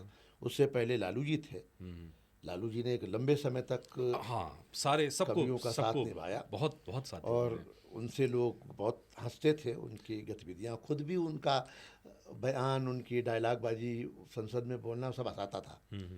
लेकिन उसके बाद फिर केजरीवाल जी आए, जिन पर सबसे ज़्यादा लोगों ने एंजॉय किया और हंसे या मजाक उड़ाया गया, और आज की डेट में राहुल जी हैं। तो कोई ऐसा नेता लगता है कि जिसके सामने बैठ के आप उसका बड़े आराम से मजाक बना दें और सुन लें? लालू जी थे ऐसे। लालू जी थे। लालू जी में इतनी खूबी थी कि वो कवि सम्मेलन में, एक बार तो ऐसा हुआ पटना में कि वो मुख्यमंत्री थे और कवि सम्मेलन चल रहा है और कवि उन पर कुछ नहीं सुना रहे। हाँ। डर के मारे मान लो, या ये कि भाई मुख्यमंत्री जी हैं, तो खुद ही बोल पड़ते थे, अरे भाई हम बैठे हैं, हम मर गए क्या, हमारे ऊपर कुछ काहे नहीं सुना रहे। तो उनको लगता था कि आप लोग हमारे ऊपर सुनाओ, और उसे एंजॉय करते थे, खुश होते थे, पीठ थपथपाते थे। वो बुरा नहीं मानते थे कि मेरे बारे में ऐसा क्यों कह दिया। वो इकलौते ऐसे व्यक्ति थे जो सामने बैठकर हंसना पसंद करते थे, बुरा नहीं मानते थे। कवियों की बात का, बड़े नेताओं में बता रहा हूँ जी। बाकी जो लोग हैं वो कविता सुनने भी नहीं आते और कविता से उनका कोई लगाव भी नहीं। तो राहुल जी किसी कवि सम्मेलन में बैठे हों और वो बर्दाश्त भी नहीं कर पाएंगे, क्योंकि कवि एक ऐसा व्यक्तित्व है कि कवि जो कह रहा है, अगर आप उसे सुनने की सामर्थ्य नहीं रखते तो फिर ना जाए तो ज़्यादा अच्छा है। सही बात है, क्योंकि वो कई अर्थों में बात कर रहा होता है। आप केवल अभिधा में कवि को सुनेंगे तो आपको बहुत बुरा लग सकता है, लेकिन जब आप उसकी लक्षणा व्यंजना देखेंगे तो आपको खुद हंसी आएगी। कवि व्यक्ति पर व्यंग कर ही नहीं रहा होता है, वो प्रवृत्ति पर कर रहा होता है, और आप उसे व्यक्तिगत ले रहे हैं। वो लोग जो कवि सम्मेलन सुनने आते हैं वो खुले दिल दिमाग के होते हैं, उन्हें पता है कि कवि ऐसा बोलेंगे और जनता तालियां बजाएगी, तो वो भी उसमें शामिल हो जाते हैं। बुरा नहीं मानते। लेकिन नॉर्मली ये तो चलिए बड़े नाम हो गए, राहुल गांधी हो गए या पीएम साहब हो गए, लेकिन नॉर्मली आप जब जाते हैं तो जैसे लोकल वहाँ तो कोई सांसद है, मंत्री हैं, वो वहाँ पहुँचते हैं इस तरह हाँ, वो आते हैं, विधायक और सांसद आते हैं। कुछ लोग हैं जो सुनकर जाते हैं, पूरा कवि सम्मेलन भी सुनते हैं, समय देते हैं। कुछ लोग होते हैं जो आए और उद्घाटन किया और अपना भाषण दिया और चले गए। वो उनकी व्यस्तता भी हो सकती है, और ये भी हो सकता है कि भाई कवि आए हैं यार, खामखा खिंचाई करेंगे, लपेटेंगे और वायरल हो जाएगा। आजकल तो बड़ा चल रहा है सोशल मीडिया वायरल। लेकिन मेरी दृष्टि में बड़ी संख्या अच्छे नेताओं की है, अच्छे लोगों की है। बहुत कम लोग हैं जो अच्छे नहीं हैं या बुरा मानते हैं। कवियों को सब लोग प्रेम करते हैं, और मैं महसूस करता हूँ कि मुझे कभी किसी नेता ने या किसी व्यक्ति ने कोई धमकी नहीं दी, कुछ बुरा नहीं कहा, कभी ये नहीं कहा कि भाई ऐसा क्यों बोला आपने। वो उसके कोई भी कारण हो, मैं खुद भी सावधानी रखता हूँ। आपकी व्यंग की सीमा हमारी भी रहती है। महफिल में कोई भी आया है तो हम उसका मजाक ना उड़ाएं, हम उसको अपमानित ना करें, हम कोई अश्लील बात ना करें, हम कोई ऐसी टारगेट बात ना करें जो उसके ऊपर मुझ में और राजनेताओं में तो अंतर होना चाहिए ना। जो कवि की भाषा है, जो मंच से भाषा बोली जा रही है वो भाषा, और जो उनकी आपस की तू मैं की भाषा है, उसमें तो अंतर होना ही चाहिए। और मैं तो चूँकि डॉक्टरेट हूँ, पढ़ा लिखा हूँ, पद्मश्री हूँ, तो मैं बहुत सारी चीज़ें ध्यान में रखता हूँ। बिल्कुल सही बात है। उनकी थोड़ी सी प्रशंसा भी करना, उनको एक ऐसा पैकेजिंग रखता हूँ मैं कार्यक्रम में कि महिलाएं हैं तो महिलाओं की बात भी होनी चाहिए, बुजुर्ग हैं तो बुजुर्गों की भी कुछ बात होनी चाहिए, लेकिन वो सब कुछ मजाक में न लिया जाए जी। मैं एक बैलेंसिंग रखता हूँ। आपकी पूरे जो रचना धर्म है आपका, उसमें ये बैलेंसिंग बहुत अच्छे से नजर आती है। वो बहुत ज़रूरी है, बहुत अच्छे से। नई पीढ़ी को ये सीखना चाहिए। तो आपके ऊपर रोस्टिंग के ऊपर भी आते हैं कि क्योंकि जिस हम मर्यादा की बात कर रहे हैं, रोस्टिंग तो धज्जियां उड़ा रखी हैं, उसके ऊपर अभी आते हैं। लेकिन पहले नेताओं का जिक्र चल रहा है, तो नेताओं पे भी तो कुछ जो 2-4 चुटकियां जो सुपरहिट चुटकियां वो सुनाई डालिए। मैं तो एक व्यंग में कहा जाए तो देखते हैं लोग ऐसे हुक्मरानों की तरफ, देखते हैं लोग ऐसे हुक्मरानों की तरफ, कोई बेवा जैसे चूड़ी की दुकानों की तरफ। आसमानों से कहाँ फुर्सत हवाबाजों को है, आसमानों से कहाँ फुर्सत हवाबाजों को है, वोट के मौसम में आते हैं किसानों की तरफ। ओहो। तो राजनीति का ये जो मूल चरित्र है वो ये चरित्र है। दूसरा चरित्र ये है कि ये बागवान को वीरान करती रहती है, हमें बस वोट का सामान करती रहती है, हमने इंसान से आगे कभी नहीं सोचा, सियासत हिंदू मुसलमान करती रहती है। जब मैं कवि होता हूँ, रचनाकार होता हूँ, कलाकार होता हूँ, तो हमारे जहन में हिंदू मुसलमान नहीं होता, ऊंच नीच भी नहीं होता, ज्ञानी अनपढ़ भी नहीं होता। हमारी महफिल में तो आगे भाई शिक्षा मंत्री बैठे हैं, वाइस चांसलर भी बैठे हैं, प्रोफेसर भी बैठे हैं, छात्र भी बैठे हैं, और चपरासी और माली और रिक्शा चलाने वाला, ठेलिया लगाने वाला भी बैठा है। समाज के हर वर्ग का, हर तबके का व्यक्ति, वहाँ पुलिस वाले भी हैं, वो सब मेरी महफिल में हैं, और सबको एक साथ मुझे साधना है। सबको हंसाना है तो सबको हंसाना है, तालियां बजानी है तो सबकी तालियां चाहिए। तो मुझे ऐसी बातें करनी है जो एक व्यक्ति को टारगेट ना करें, एक तरफा ना हो, वो भाषा के स्तर पे भी, विचार के स्तर पर भी, और संवेदनाओं के स्तर पर, अभिव्यक्ति के स्तर पर, कि सबको बात समझ में आ जाए कि प्रोफेसर साहब तो बहुत बढ़िया एंजॉय कर रहे हैं, उनको तो बड़ी अच्छी लग रही है, जो पीछे ठेलिया वाला खड़ा है या माली है या चपरासी है, उसकी समझ में ही नहीं आ रहा कि आप क्या कह रहे हैं, तो भी आप फेल हैं। तो परफॉर्मर का मतलब है, अगर आप स्टेज पर हैं, परफॉर्म कर रहे हैं, तो सब जो है, सबको साधना और सबको बांधना, ये कलाकार को आना। जो शब्द आपने किया इस्तेमाल, नाम किया परफॉर्मर, ये मुझे सुन के बड़ा अच्छा सा लगा, क्योंकि नॉर्मली इन कविताओं को हम इतना बांध देते हैं कि वो एक छोटे से वर्ग की चीज़ बन के रह जाती हैं, और इसीलिए कविता दब जाती है, सिर्फ एक बड़े बड़े कार्यक्रमों के अंदर चर्चा होती है, नीचे तक पहुंचती नहीं। जबकि ये आपकी जो बात है परफॉर्मर, शायद आपने तो बैंड भी बनाया। हाँ, मेरा बैंड भी है जी। कविताओं को मैंने कहा ना, मैं प्रयोग करता रहता हूँ। मुझे लगा कि मेरी जो कविताएं हैं जो गाई जा सकती हैं और जो और सरस हो सकती हैं, निश्चित तौर पे जो छंदबद्ध कविता है या कोई भी चीज़, गीत है, वो सुनाने से अच्छा गाना गाने में लगता है, और उस गाने के साथ अगर थोड़ा संगीत जुड़ जाए तो और सुमधुर हो जाता है और अच्छा लगता है। तो मुझे लगा कि ये प्रयोग भी करना चाहिए, और वो किया, लोगों ने पसंद किया। चलिए अब आते हैं, एक तो कोई और कविता नेताओं पे और पॉलिटिक्स पे, इसके बाद आएंगे रोस्टिंग के ऊपर। कुछ और याद आ रहा है जो सरकार, मोदी जी की सरकार बनी थी, मैंने कविता मोदी जी से ह्यूमर निकाला। देखिए, सरकार बन गई, वो प्रधानमंत्री बन गए, देश में मोदी मोदी हो रहा है, लेकिन आप उससे ह्यूमर कैसे निकालेंगे? हंसा ही नहीं सकते मोदी जी पे। तो मैंने पूरी की पूरी चुनाव के परिणामों से ह्यूमर निकाला। सारे दलों में मचाए हाहाकार रसिया, देखो मोदी ने बना ली सरकार रसिया, कांग्रेस के लोगों जो बोया वो भोगो, राहुल बाबा च्विंगम खाओ बैठ के देखो पोगो। ये भी बहुत वायरल हुआ था। सोच रहे हैं अन्ना, सूख के हो गए गन्ना, मुझको धरने पर बैठा कर सीएम बन गया मुन्ना, जोशी अडवाणी को भेज दिया हरिद्वार रसिया, देखो मोदी ने बना ली सरकार रसिया। ये पूरा एक गीत था, कौन कौन सी राजनीति के लोगों में किस किस दल की क्या क्या दुर्गति हुई, वो सब उसमें था। पूरी कविता ही आनंद की कविता थी, और सरकार, मोदी जी और बाकी नेताओं को, सबको मैंने एक कविता में लपेटा। तो क्या जब आप कविता सम्मेलन में जाते हैं, लोगों के बीच में जाते हैं, तो क्या मोदी जी पर कविता सुनाने में लोगों को आनंद आता है?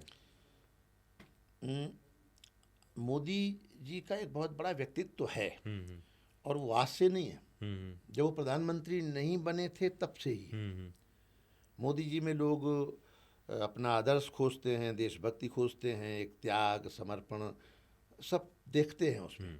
उनको लगता है कि देश का नेता ऐसा होना चाहिए। वो लीडर तो है ही, और अब तो विश्व लीडर है, एक तरह से लीड कर रहे हैं दुनिया को।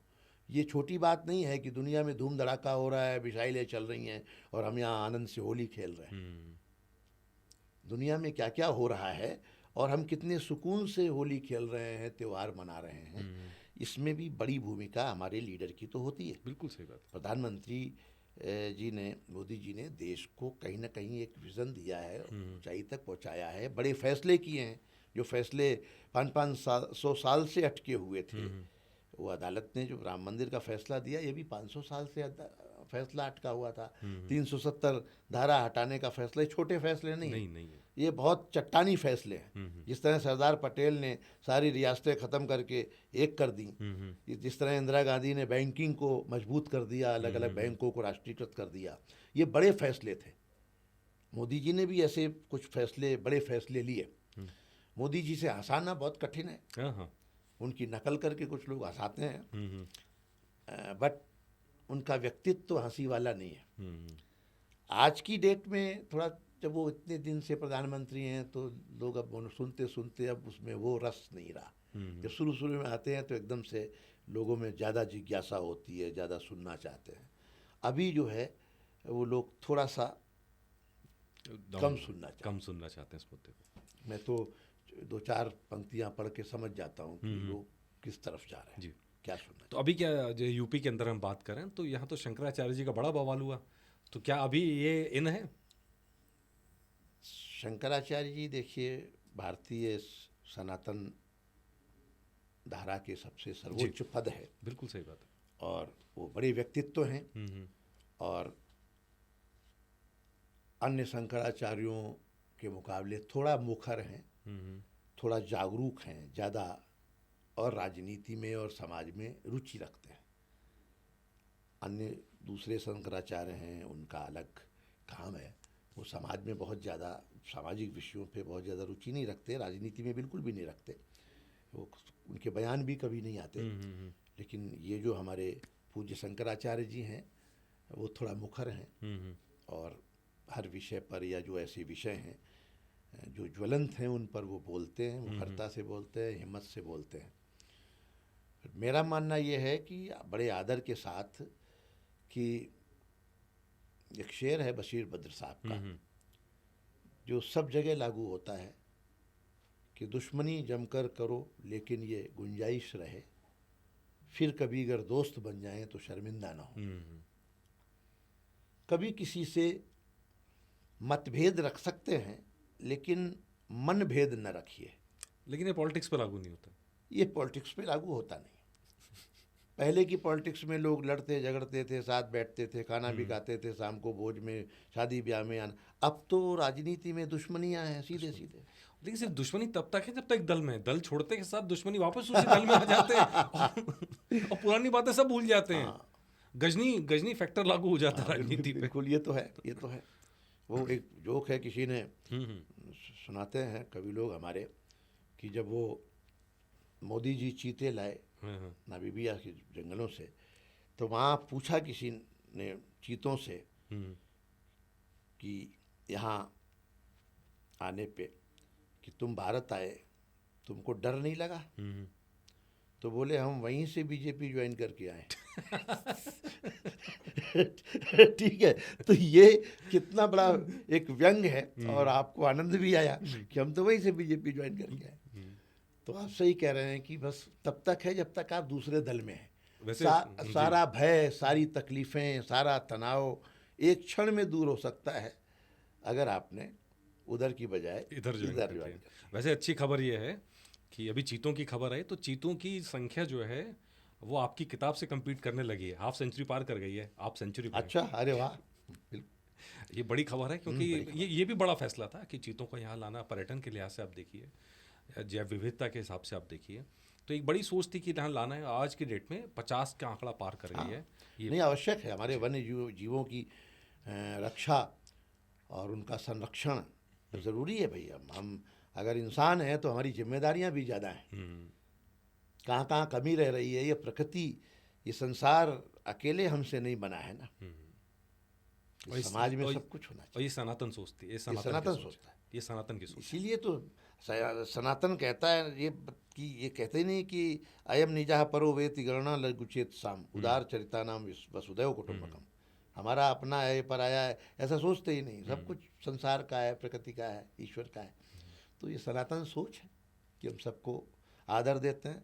और इतना आदर देते हैं कि भगवान की तरह पूजने लगते हैं। हमने अगर वृक्ष को आदर दिया तो वृक्ष को देवता बना दिया। हमारे यहाँ बरगद की पूजा होती है, पीपल की पूजा होती है, हम नीम की पूजा करते हैं। जिसने हमको कुछ भी दिया, सनातन ने उसकी पूजा शुरू कर दी, क्योंकि हम कृतज्ञ नहीं है, हम कृतज्ञता का भाव रखते हैं, हम आभारी रहते हैं कि हम अगर सूर्य हमें प्रकाश देता है तो हम भी उसे जल देते हैं, हम भी उसे सूर्य देवता कहते हैं, हम भी उसे अर्घ चढ़ाते हैं। तो जिसने भी सनातन व्यक्ति को कुछ दिया तो हमारे हिंदू धर्म में, सनातन परंपरा में उसका आभार जताते हैं, उसकी पूजा करते हैं और उसका संरक्षण करते हैं और उसको कोई नुकसान नहीं होने देते। ये तो एक सनातन का स्वभाव है। और पश्चिम का स्वभाव है कि लेना लेना लेना, सब आ जाए। और ये हमें दिख रहा है अब ट्रम्प की नीतियों में। हाँ, ट्रम्प वन वे ट्रैफिक है कि जो कुछ हूँ मैं हूँ और जो कुछ तुम्हारे पास है वो सब मेरा है। तो मैंने देखा ट्रम्प पे भी आपने खूब हमले किए हैं। मुझे लग रहा है इंटरनेशनल परिदृश्य की बात करें तो शायद सबसे ज़्यादा चुटकी लेने वाला कैरेक्टर जो है वो ट्रम्प साहब का मिलेगा आज की डेट में। जी, आज ट्रम्प को अब साहब कहने का मन नहीं करता। सारी दुनिया में अभी जो सबसे ज़्यादा गिरावट व्यक्तित्व की आई है वो ट्रम्प की आई है। ट्रम्प ने अपना दुनिया में के सामने सम्मान खोया है, भारत के सामने भी खोया है, और जिस तरह का बर्ताव वो करते हैं वो किसी को भी मंजूर नहीं है और बर्दाश्त नहीं है। अभी जो उन्होंने, जो उनकी भाषा थी कि भारत इतना तेल इतने दिन तक ले सकता है रूस से, ये डिक्टेटरशिप उनकी, ये भूल जाते हैं कि वो केवल अमेरिका के राष्ट्रपति हैं, यहाँ दूसरे राष्ट्रपति प्रधानमंत्री हैं। वो सर्वोपरि स्वयं को मानते हैं कि मैं ही सबको बताऊंगा कि क्या करना है क्या नहीं करना है। हालांकि ये गुरूर उनका टूट चुका है काफ़ी हद तक और आगे और ज़्यादा टूटने वाला है। तो इसके ऊपर जो कोई कविता है जो मैंने देखी, शायद आपकी कविता, ट्रम्प के ऊपर आपने सीधा सीधा वार किया हुआ है। उस समय कुछ कहा होगा मुझे, बहुत ज़्यादा मंच पे होते हैं, क्या मुंह से अचानक निकले और वो कविता बन जाए। तो लेकिन जैसे युद्ध का माहौल चल रहा है हर तरफ, तो युद्ध का माहौल बहुत डरावना होता है, लेकिन क्या एज ए कवि के तौर पे उसमें से भी हास्य निकलता है? जैसी विभीषिका में हास्य और आनंद खोजना वो भारतीय दर्शन और मानवता के अनुकूल नहीं है। जब भी युद्ध होता है तो युद्ध तो पीड़ा देता है, भय उत्पन्न करता है, और हम तो बुद्ध के देश के लोग हैं, बुद्ध के अनुयायी हैं, और युद्ध किसी के लिए भी अच्छा नहीं है। बिल्कुल सही कह रहे हैं, युद्ध बिल्कुल भी किसी के लिए अच्छा नहीं है। तो एक चीज़ इस पे आते हैं, चलिए यहाँ से आगे बढ़ते हैं, आते हैं अब सीधा सीधा जो हमने आपसे कहा था रोस्टिंग के ऊपर। जी, मतलब आज के टाइम में हम देखते थे, पहले जब हास्य की बात आती थी जी, तो हास्य कविता की बात आती थी, और हास्य के साथ जुड़ा हुआ आता था व्यंग। हास्य निकलता है, जैसा हमने शुरू में भी कहा, कॉमेडी से निकलता है, विसंगतियों से निकलता है, लेकिन व्यंग निकलता है दर्द से। जी। और आज के टाइम में रोस्टिंग चल पड़ी है जो किसी से भी नहीं निकलती है। किसी को भी गाली गलौज कर लो, किसी के लिए गालियाँ जोड़ दो तो रोस्ट हो जाता है, ऊट पटांग बातें करने लगो तो रोस्ट हो जाता है, स्टैंड अप कॉमेडी उसमें कन्वर्ट हो गया है।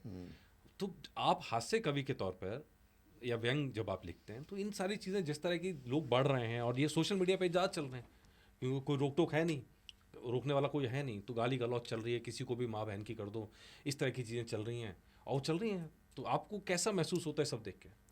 ये उनकी मानसिक बीमारी है, ये उनकी अशिक्षा और संस्कारों का।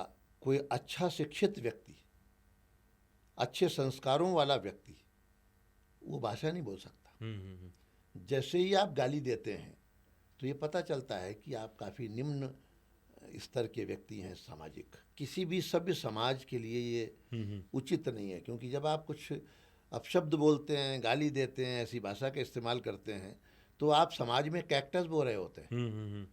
आप आने वाली पीढ़ियों को गलत दिशा बता रहे होते हैं अपनी भाषा के माध्यम से। आपकी एक जिम्मेदारी है, जब आप सोशल फोरम पे हैं, आप सोशल मीडिया पे हैं या माइक पे हैं या टीवी चैनल पे हैं, तो आपको जिम्मेदारी के साथ बोलना चाहिए, और नहीं तो मत बोलिए। कौन कह रहा है कि आपका बोलना ज़रूरी है? लेकिन नंबर्स आ रहे हैं, पैसा आ रहा है, इसीलिए बोलते हैं। तो पैसा आएगा तो कुछ भी करेंगे, तो कर रहे हैं लोग। तो बताता हूँ ये तो मानसिक बीमारी है। और बाकी लोगों को तो बीमार कर रहे हैं। मतलब मैं इसलिए कह रहा हूँ कि कुछ स्टैंड अप कॉमेडी बहुत अच्छी सिचुएशंस निकाल के लाते हैं। वो कविता का फॉर्म नहीं होता, लेकिन हास्य का फॉर्म है। बिल्कुल। वो उनका देखना अच्छा भी लगता है। लेकिन कई जगह तो सिर्फ और सिर्फ इवन एआई, आजकल मैं देख रहा हूँ एआई को कर दिया जाता है, नरेंद्र मोदी को रोस्ट करो या राहुल गांधी को रोस्ट करो। इतनी गालियां भरी होती हैं एक पैराग्राफ में, सिर्फ गाली गलौच और गंदी भाषा इस्तेमाल करना बन गया है कि ये हास्य है। तो बनाया तो हमने ही है ना। सही उसे भी तो, उसका निर्माण भी तो उन्हीं कुत्सित और गंदे विचारों वाले लोगों ने किया है। अब ये कहें कि भाई समाज है, इसमें सब तरह के लोग हैं, तो ये हमारा चयन है कि हम उनको नहीं देखते। मैं तो देखता ही नहीं, छोड़ो भाई। एक तरफ गंगा भी है, एक तरफ गंदा नाला भी है, किस में नहाना है आप खुद ही तय करो ना। मैं तो कभी कोई इस तरह के कार्यक्रम देखता नहीं, और मुझे जरूरत भी नहीं है। नहीं, आपके पास तो टाइम नहीं, लेकिन आम जनता देखती है क्योंकि वो रील्स आती रहती है। आम जनता देखती है और देखती है, इसलिए चल रहे हैं। हाँ, उसके लिए क्या किया जाए कि समाज है। अब जनता को तो हल्की चीज़ें पसंद है। जनता का मानसिक स्तर भी सबका तो एक जैसा नहीं हो सकता। सबका तो तो उनको उनके मनोरंजन के लिए वो कोई रामायण थोड़ी पढ़ेंगे। तो इसी सोशल मीडिया की बात करें तो क्या आज के टाइम में मंच बड़े हो गए हैं या सोशल मीडिया बड़ा हो गया? सोशल मीडिया का प्रचार प्रसार ज़्यादा है, लेकिन सोशल मीडिया की जिम्मेदारियां कम हैं। मंच की जिम्मेदारियां बड़ी हैं। मंच से कही हुई बात ज़्यादा महत्वपूर्ण है बतौर सोशल मीडिया। सोशल मीडिया में तो आपने कुछ भी बोला, भाग गए। आपको किसी ने बंद कुंडी के बाहर, दरवाजे के बाहर आपने गालियां दी, और जब तक उसने कुंडी खोली आप भागे, तो आप सामने हैं ही नहीं ना। सोशल मीडिया वो अदृश्य है, वो केवल स्क्रीन है। लेकिन ये आप कहें कि स्क्रीन का शेर ज़्यादा ताकतवर है या जंगल का? तो जाहिर तौर पर जंगल का। हाँ, तो जो जंगल में मंच पे हम लोग होते हैं ना, तो हमें पता है कि हमारी शक्ति क्या है, हमारा संयम क्या है, हमारी बंदिशें क्या हैं। उनके लिए कुछ नहीं है। तो अगर सोशल मीडिया की से कंपैरिजन करें कि आज के टाइम में ज़्यादा बड़ा कॉमेडियन कौन बनता जा रहा है? नेता बड़े कॉमेडियन हो रहे हैं या मीम पे जो चल रहे हैं वो ज़्यादा कॉमेडी क्रिएट कर रहे हैं? दोनों का अपना अलग अलग स्थान है, अलग अलग प्लेस है। नेता मंच पे सीधे जनता से संबोधित करते हैं, तो नेता कुछ गलत करते हैं तो वहाँ डायरेक्ट पिटने की संभावना है। उनके साथ जनता कुछ भी बर्ताव व्यवहार कर सकती है। जो स्क्रीन पे है, मीम पे है, वो निर्भय है कि हमारे साथ तो कुछ हो नहीं सकता। लेकिन सुलभ है। नेता के यहाँ आपको चल के जाना पड़ता है, मीम खुद ही चल के आपके पास आ रहा है, आपकी मुट्ठी में, आपके स्क्रीन पे है। तो सबसे ज़्यादा सुलभ आपके लिए यही है। तो इस समय की मुझे लग रहा है सबसे बड़ी विसंगति भी सोशल मीडिया हो गई है। तो सोशल मीडिया पे आपने कुछ लिखी इस तरह की लाइनें, क्योंकि एकदम ज़माना बदल गया है, चीज़ें बदल गई हैं। ज़माना बदल गया है, उस पर मैं कुछ नई चीज़ें लाने वाला हूँ। वो अगले पॉडकास्ट में आपको सुनने को मिलेंगी जी। क्योंकि क्रिएट करने के बाद उसे मथना, कुछ भी जो है, जब आप घी बनाते हैं तो आपको मक्खन पहले निकालना पड़ता है, फिर उसे आग में तपाना पड़ता है, फिर वो घी बनता है। तो ये जो भी कविता मैं मंच पे लाता हूँ या प्रस्तुत करता हूँ, उसके पीछे बनने के तुरंत बाद प्रस्तुत नहीं होती। उसके बाद मैं उस पर विचार करता हूँ कि इसे और अच्छा कैसे किया जाए। क्योंकि एक बार वो जाने के बाद, एक बार किताब छपने के बाद आपके हाथ से सब कुछ निकल चुका होता है। बिल्कुल सही कह रहे हैं। फिर तो जनता के बीच पहुंच गई। तो जो सोशल मीडिया का ज़माना आ गया है, समय बदल गया है, इस पर जल्दी ही आपको कुछ चीज़ें सुनने को मिलेंगी। चलिए आपसे ना अब थोड़ा रैपिड फायर पे आते हैं जी। खटाखट जो मुद्दे हैं उनके ऊपर बात करते चलेंगे। तो आज के टाइम में ज़्यादा बड़ा नाटक कहाँ चलता है? टीवी की डिबेट में चलता है या नेताओं के बीच में चलता है? टीवी के डिबेट का मुकाबला नहीं किया जा सकता, क्योंकि नेताओं के बीच जो होता है वो केवल संसद के सत्र के दौरान होता है। बाकी समय वो आमने सामने नहीं होते। लेकिन टीवी की डिबेट में कुछ न कुछ क्रिएट भी किया जा सकता है, प्लानिंग भी की जा सकती है। नेताओं के बीच ऐसा नहीं है। तो दोनों एक दूसरे पे भारी हैं। जब सदन चल रहा होता है तो नेता भारी पड़ जाते हैं, जब सदन नहीं चल रहा होता है तो टीवी की डिबेट भारी। टीवी की डिबेट को तो देखो तो ऐसा लगता है जैसे पुराने ज़माने में लोग मुर्गे लड़ाते थे ना। यही ऐसा कई बार लगता है।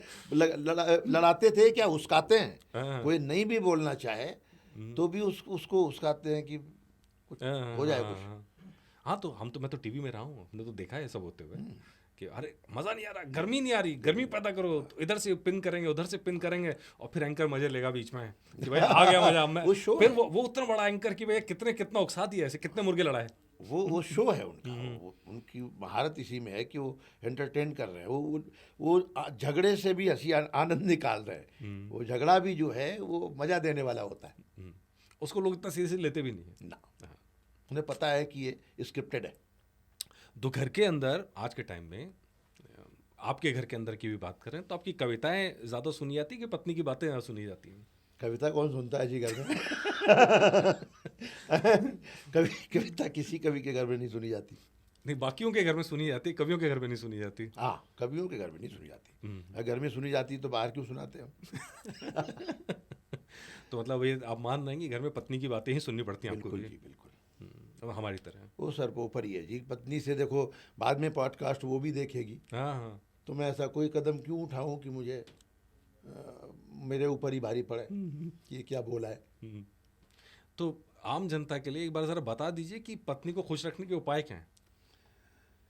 पत्नी को खुश रखना बहुत आसान है, और कि उसके लिए केवल पत्नी की तारीफ करिए। आपकी दृष्टि में उससे सुंदर कोई महिला संसार में न थी, न है, न कभी होगी। आपके पास जो कुछ भी है, खास तौर पे पैसा, पावर, वो सब उसके चरणों में रख दो। उसके बाद जो वो दे उसको प्रसाद की तरह ग्रहण करो। कभी पत्नी से झगड़ा हो ही नहीं सकता। चाहे इसके लिए झूठ भी बोलना पड़े? झूठ ही बोलना पड़ेगा। वहाँ सत्य की गुंजाइश है ही नहीं। नहीं, आपने बहुत पते की बात कही। बहुत लोगों के दाम्पत्य जीवन में गड़बड़ है, शायद इस सलाह के बाद बहुत लोगों की लाइफ बदल जाए। केवल प्रशंसा।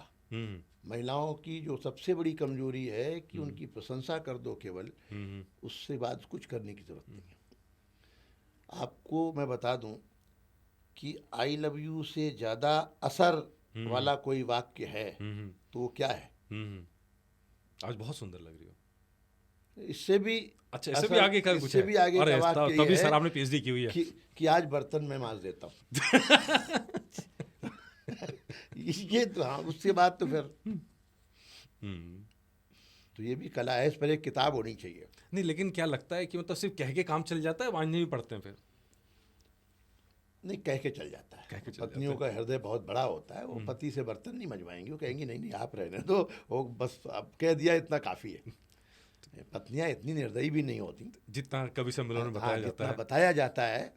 और अगर वो बीमार ना हो तो मैं समझता हूँ कि हर पत्नी घर की जिम्मेदारी उठाती है। अगर उसकी तबीयत ठीक नहीं है वो अलग बात है, बट नॉर्मली वो स्वयं हर काम करती है।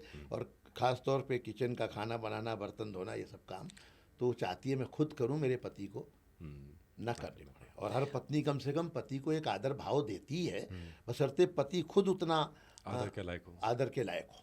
अच्छा, एक चीज़ बताइए, कभी आपने, क्योंकि पत्नियों पे, घर के रिश्तों पे आपने कविता सुनाई है मेल के पॉइंट ऑफ व्यू से हमने कहा, तो घर में कभी शिकायत हुई कि यार ये क्या बोलते हो?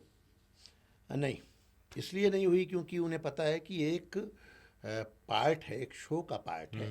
जिस तरह से कोई एक्टर है, कोई हीरो है और दूसरी हीरोइनों के गले मिलता है या अलग अलग दृश्य करता है, फिल्माता है, तो उसकी पत्नी को ये पता है कि फिल्म की स्क्रिप्ट है, फिल्म की डिमांड है, इसके लिए आप ये प्रेम और गाना जो भी है वो कर रहे हैं, रियलिटी नहीं है। बढ़िया बढ़िया। चलिए इसके आगे बढ़ते हैं, घर से अब थोड़ा बाहर निकलते हैं, बाहर की तरफ निकलते हैं। कोई ऐसा लाइफ का पल कि जो आपके लाइफ में हुआ और वो कविता का हिस्सा बन गया हो, मज़ेदार पल, और दुनिया हंस रही है उस पर? ऐसे कई हुक लाइन मिलते हैं, चलते चलते मिलते हैं। लोग कहते रहते हैं यार शादी वादी का बवाल है, शादी नहीं करनी चाहिए, शादी नहीं करनी चाहिए, ऐसे वाक्य सुनने को मिलते हैं। तो मैंने उस पर कविता ही लिख दी, यारो शादी मत करना ये है मेरी अर्जी, फिर भी हो जाए तो ऊपर वाले की मर्जी। तो वो पूरी कविता की किसकी किसकी हुई, उसकी क्या स्थिति है, वो पूरी एक लंबी कविता उसी पे मैंने लिख दी। तो अगर एक अंतरा और हो तो हो जाए। बड़े बड़े अफसर पत्नी के पांव दबाते हैं, गूंगे भी बेडरूम में इलू गाते हैं, बहरे सुन लेते हैं जब पत्नी गुर्राती है, अंधों को दिखता है जब बेलन दिखलाती है, पत्नी कह दे तो लंगड़ा भी दौड़े इधर उधर जी, यारो शादी मत करना ये है मेरी अर्जी। पत्नी के आगे पीएम सीएम बन जाता है, पत्नी के आगे सीएम डीएम बन जाता है, पत्नी के आगे डीएम चपरासी होता है, पत्नी पीड़ित पहलवान बच्चों सा रोता है, पत्नी घर चाहे उतरा ले पुलिसमैन की वर्दी, यारो शादी मत करना ये है। तो ये पूरी कविता शादी पे, तो ये शादी पे बातों बातों में सुनते सुनते यार शादी मत करना यार शादी, तो मुझे लगा कि ये कविता की लाइन हो सकती है। तो अगर कविता ओलंपिक में आ जाए, ठीक है ना, मतलब ओलंपिक के अंदर इस तरह की चीज़ें हो जाएं, तो क्या लगता है कि हास्य कवि जीतेंगे या नॉर्मल कवि जीतेंगे? किस तरह का मेडल मिलेगा इसको? हास्य कवि का कोई विकल्प नहीं है साहब, दुनिया हंसना चाहती है, ऐसा कोई व्यक्ति नहीं मिलेगा जो कहेगा भाई मैं हंसना ही नहीं चाहता। तो हंसी सबको प्रिय है, हंसी का कोई विकल्प नहीं है, तो हास्य कवि सबसे ज़्यादा लोकप्रिय होते हैं। ये अलग बात है कि बाद में लोग, जो गंभीर लोग हैं, वो सोचते हैं कि भाई थॉट कहाँ है। तो गंभीर कवियों को लोग पसंद करते हैं, शायरी को, गीतों को, लेकिन उनका प्रतिशत थोड़ा कम होता है और वो लंबे समय तक याद रखे जाते हैं जी। लेकिन हंसी जो है वो एक ऐसी टैबलेट की तरह है, सेरिडॉन की तरह है कि आपका सर दर्द हो रहा है, आपने सेरिडॉन खाई और सर दर्द गायब हो गया। तो हंसी एक ऐसी चीज़ है कि आप तनाव में आए कभी शबनम में और कभी ने हंसाया, आप एकदम मस्त हो गए। चलिए राजनीति के ऊपर आते हैं। अगर संसद में कवि सम्मेलन हो जाए तो आप सबसे पहले किस पर कविता सुनाएंगे? मोदी जी पे सुनाएंगे, क्योंकि वही समझ पाएंगे, राहुल जी को सुनाने का कोई फायदा नहीं। या तो वो सुनेंगे नहीं या समझ नहीं पाएंगे या वॉकआउट कर जाएंगे। वॉकआउट वही। अगर आपको किसी नेता को कविता सिखानी हो तो किसको चुनेंगे? ये तो जब सीखने के इच्छुक नेता संपर्क करेंगे तो देखेंगे। हालांकि कई नेता मुझसे कहते हैं कि मुझे भी बताओ यार कैसे लिखते हो आप, हम तो इतना लिख नहीं पाते, सोच नहीं पाते और याद नहीं रख पाते। तो ऐसे लोग मिलते हैं। लेकिन अगर किसी को कविता सिखानी हो तो मैं उसमें भी मोदी जी को या अमित शाह जी को कविता सिखाना चाहूँगा, क्योंकि वो सीख जाएंगे तो कविता और कवियों का ज़्यादा भला होने की संभावना है। तो जाते जाते कोई एक दिलचस्प कविता के साथ हमारे दर्शकों को छोड़ जाएं, ताकि मतलब ये लास्ट वाली लाइन जैसे होती है ना जब पंच मार के जाते हैं। मैं तो सबसे यही कहना चाहूँगा कि भीड़ में दुनिया के पहचान बनाए रखना, घर में खुशियों की एक दालान बनाए रखना, अपने होठों पे ये मुस्कान बनाए रखना और इस दिल में हिंदुस्तान बनाए रखना। वाह, बहुत बढ़िया। तो आपके होठों पर मुस्कान रहे और दिल में हिंदुस्तान रहे, इससे बड़ा और अच्छा कुछ नहीं हो सकता। आप स्टूडियो में आए, आपका बहुत बहुत धन्यवाद। बहुत रोचक बातचीत थी। मैं एक्चुअली में सही बताऊं तो टाइम का पता भी नहीं चला कितना टाइम हो गया है बात करते करते। आपकी बातें और बातों के साथ साथ उनका सार दोनों बहुत महत्वपूर्ण है और लोगों को समझना चाहिए कि हंसना बहुत ज़रूरी है और हंसी के साथ वो जो सीमा है, जो मर्यादा है, उसका ध्यान रखा जाना भी ज़रूरी है। और व्यंग वो होता है जो दिल से निकलता है, दूसरों का मजाक उड़ा के व्यंग नहीं बनता, दूसरों की विसंगतियों से निकला हुआ जो व्यंग है वो सही जगह चोट भी करता है, वो हास्य भी पैदा करता है। यही सही तरीका है और यही यहाँ चीज़ निकल के आई है। आपका बहुत बहुत धन्यवाद। आप स्टूडियो में आए। नमस्कार।